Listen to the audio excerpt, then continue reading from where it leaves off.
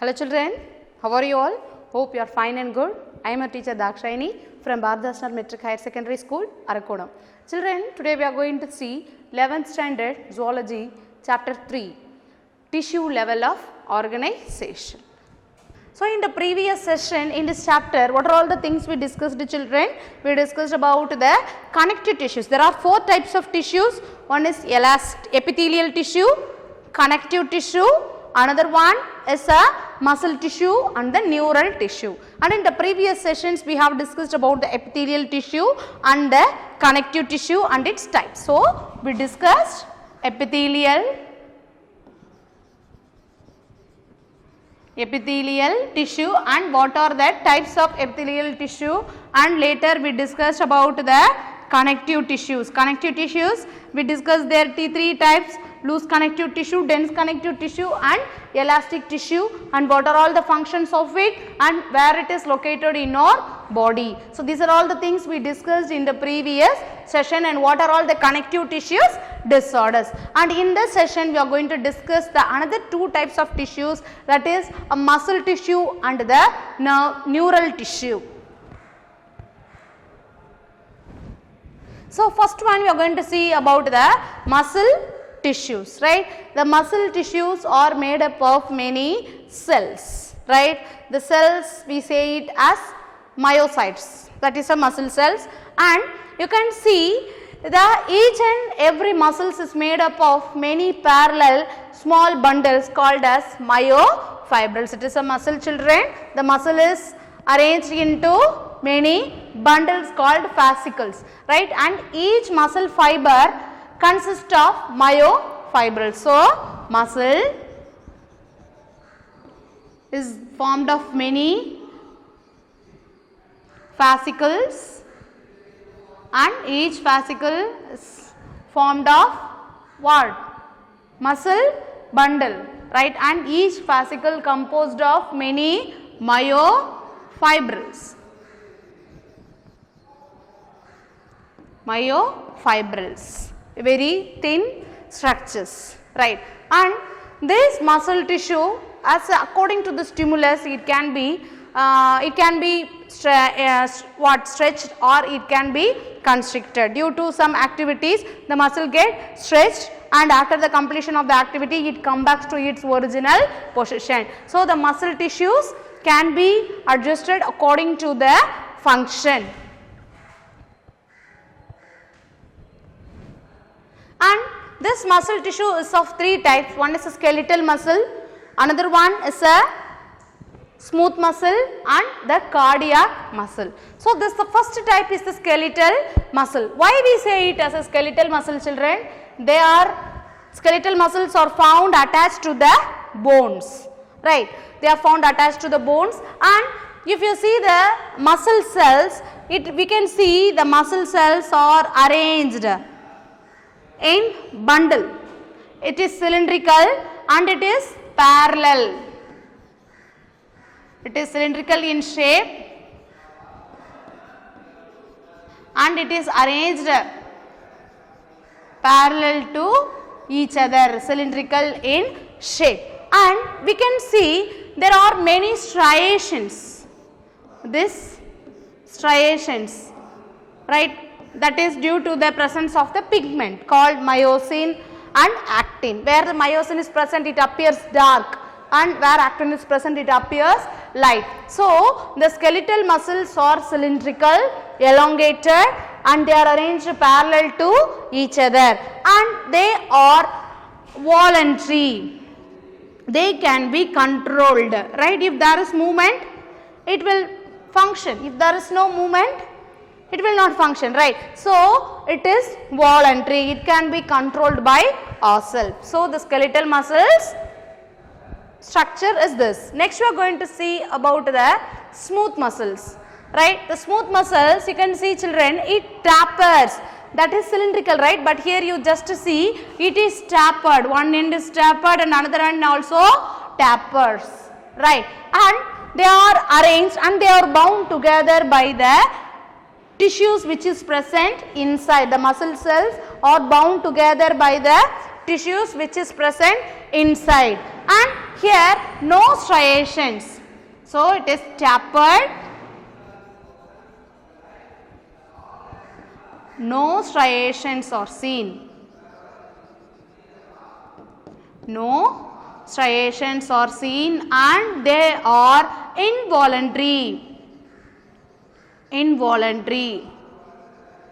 They are under the control of our brain, right? So they are involuntary muscles and these are found. Where do these smooth muscles are found? The smooth muscle cells we can see in the blood vessels as well as we can see in the our stomach as well as in the intestine. So this is they will ask you to write the difference between the skeletal muscle and the smooth muscle, children. You have to write as a difference. And next you are going to see about the cardiac muscles. Cardiac, by name knowing the thing cardiac, you might have, what is cardiac, children? Yes, cardiac refers to heart. So the muscles which is present in the heart, we say it as cardiac muscles. And here you can see the cardiac muscles are interconnected to each other. They are interconnected to each other, right, like this, right. So they are not arranged one above the other. Why it? And they are connected by the, and the space in between the cells we say it is intercalary disc. Intercalary disc. And here why this type of arrangement is seen in cardiac muscle is that if the impulse is received in by one part, automatically it spreads to other part of the muscle tissue. So if to modify this passing the stimulus, it is arranged like this, right, children? They are interconnected to each other by means of intercalary disc, and this cardiac muscles is found in our heart, and this is also involuntary. It is not controlled by yourselves, right? And the last another type of tissue is the nervous tissues, right? The nervous tissue, you all know about this, children. What is this? Yes, we discussed. This is a neuron, right? The neurons, what is the function of neurons, children? They help in transmitting impulse from one to another, right? If our brain sends any information, it has to reach a particular organ. So in between what is present? These neurons are present, and the nervous tissue consists of three things. One is the neurons, neuroglia, and finally the nerve fibers. Nerve fibers. So these are all